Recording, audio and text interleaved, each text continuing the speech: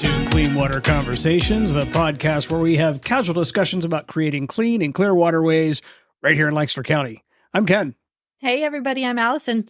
Allison, we have something a little bit different today. We do. It's pretty exciting. It is very exciting because we have a really amazing team. We do. That we work with, and they are here. They're all here. They're all here, and we're going to let them introduce themselves and what they do. This is basically all about shouting out the amazingness of our team internally, plus all the partner organizations. So we've been sharing with you guys on the podcast voices from our partners and the network of collaborative organizations that are doing this work in Lancaster County. And today you're getting kind of a behind the scenes sneak peek at the backbone organization. So we as staff at the Lancaster Clean Water Partners are working some magic to make all these pieces come together, but it's really to add capacity to you all as partner organizations doing the work. So we want to give you a little bit of that sneak peek, hear from our backbone staff, what they do on a day-to-day basis, but then what does that mean for you as a partner organization? So that's our goal today. And I say goal because we're doing this a little bit differently, but we're also kind of using this as a halfway point in our season 2. So a chance to take a break, look internally as we live our value of transparency. We want to make sure that we're really open and honest about what we as a staff do because it plays a role in this network. The intention is that support results in bigger and better clean water work coming from you all as partners. So this is a chance to see a little bit of how that happens. And they're so quiet right now. Oh, just for now. Who we start with? Who wants to introduce themselves and tell us what you do? I'll go. Thanks, Alex. Sure. I'm Alex Cooper. I'm the project coordinator at the Lancaster Clean Water Partners.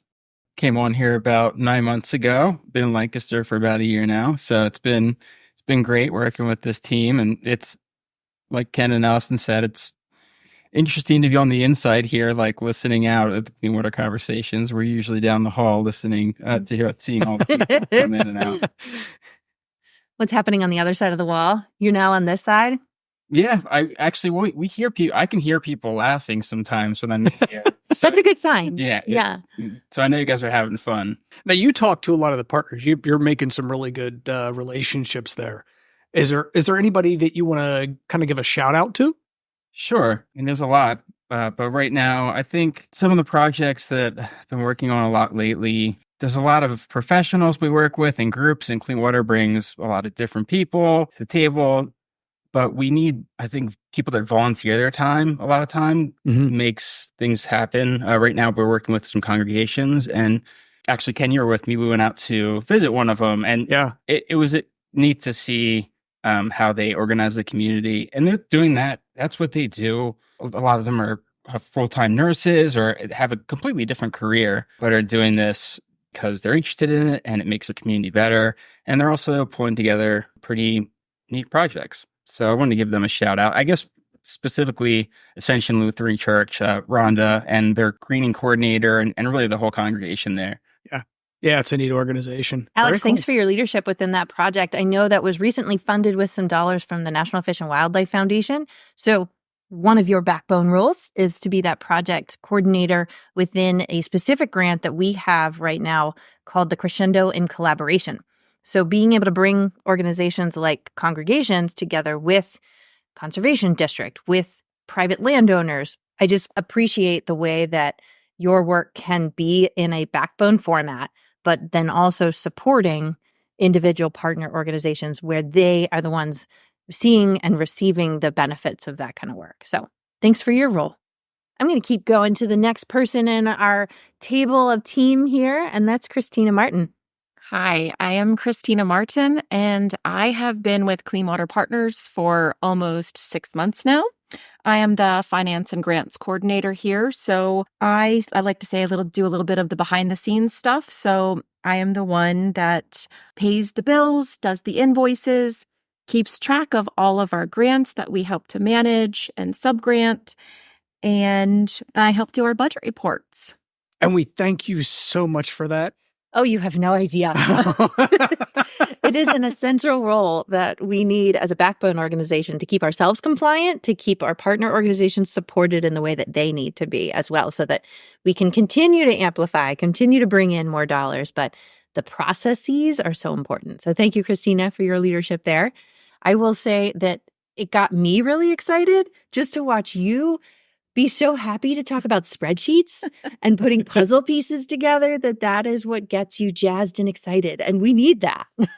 Yeah. Absolutely. I am a huge fan of spreadsheets personally and professionally and details. So I'm all about that. All right. Megan. Hi, I'm Megan Blackman. I'm the director of projects here. One of the places where my head has been at today is with the Countywide Action Plan, or the CAP, that we help to administer with the Conservation District and other partners. We have what's called a CAP coordinator team in the county. So that is us, the Clean Water Partners, the Conservation District, and then there's 3 other partners, David Miller Associates, Land Studies, and Lancaster Farmland Trust. So what happens is every year, the Pennsylvania Department of Environmental Protection Ooh, she knows not to get buzzed. is really, they're helpful in the implementation of the CAP. And so they provide funding annually for the implementation. So we kind of have we as a partners, kind of the more fund role is the partner facing entity to gather projects from our partners for that implementation. But then some of these other partners that I listed are the behind the scenes, especially the Conservation District. They're currently reviewing a bunch of agricultural best management practices projects that we got in to make sure that they all make sense and to make sure that they provide their feedback in a timely manner so that they can be addressed if needed.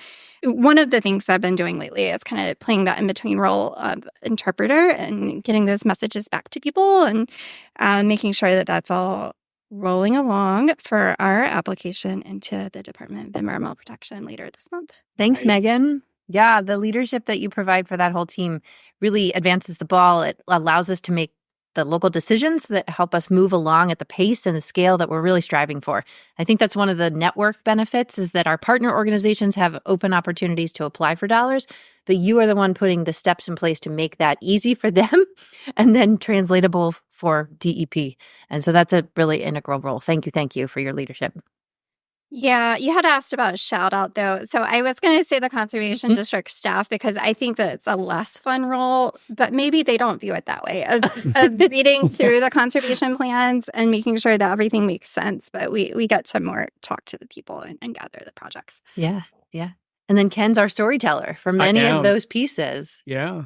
They all know who I am by now, I think. But if it's your first time listening, I'm Ken Bennett. I am the communications coordinator for Lancaster Clean Water Partners. And I get the fun job. I tell the stories of all of the awesome work that our partners are doing in the efforts for clean water. And now I get to tell the story of my awesome team. And they, as a backbone team, provide the assistance to our partners and just try to smooth along the process and make relationships and help in any way they can. And they do an amazing job. I'm in awe of all of you. Go ahead, Allison, introduce yourself. Me, I'm Allison Gibson. My role is executive director. And as you said, Ken, I'm so grateful for the team that's here, because my work is providing the kind of vision and strategy for the work that this team is doing, but keeping it coordinated, keeping it tight. I so appreciate the way that the team makes that so easy. There's an amazing amount of content, projects, details, multitasking. There is amazing work happening. I am never pulling teeth to get this moving along.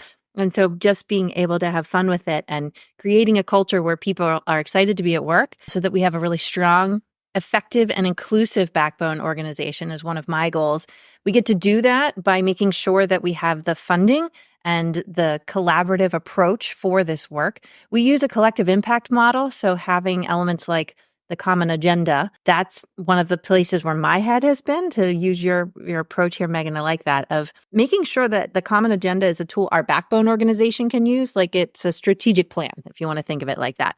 But it's also a tool for our whole network. So what was written in 2018 as a common agenda still resonates with our backbone and our partner organizations. But I'll give you all a sneak peek that we're going to start revising that. And that needs lots of voices. That needs an entire network. So we're going to make sure that we can continuously measure what matters, because we got to keep making progress. We want to make sure that our partners have the communication tools that they can use to tell that story. And one of the priorities is our stream delisting strategy. So those are some of the places where my work as executive director lives on a day-to-day basis. But I received a really important piece of mentor feedback from somebody a couple years ago that really functioning and operating in the 2 to 5 year vision space is where I should be. And I'm always trying to get there. But oh man, there's a lot going on day to day that is so much fun and that I get to be a part of. So I love being able to be in both places. Thank you for your leadership. You do an amazing job. I don't know how you do it. So that is much appreciated. So that's our team. Now, like I said, this is an abbreviated, something a little interesting, a little different. This one is going to be much shorter than our usual podcast, but I wanted to let you know what is coming up for the rest of the season, what you can look forward to, and who you can anticipate hearing from. Jill Wickham from the Department of Environmental Protection will be on our next episode. After that, Dave Kozer and Kim Shorter from the Lancaster County Community Foundation, they'll be discussing the Extra Give. Extra Give is coming up. It's a big deal. It is on November 22nd, in fact. Hillary Harp-Folk from the Chesapeake Bay Foundation will be here. Melissa Tennyson from High Industries and Jenna Beckett from the Alliance for the Chesapeake Bay and also the Lancaster Clean Water Partners Board. Quite the lineup. It is. It's exciting. And we are starting to plan season 3 already. Yeah, so send us your feedback. If you have recommendations or somebody that you think should be on the podcast, send us an email at info@lancastercleanwaterpartners.com. That is our show, and we will be back in just a couple of weeks. Until then, take care. Yeah. Bye-bye. Clean Water Conversations is brought to you by Lancaster Clean Water Partners. If you have comments or suggestions on the show topics, please contact us at info@lancastercleanwaterpartners.com. Thank you for listening.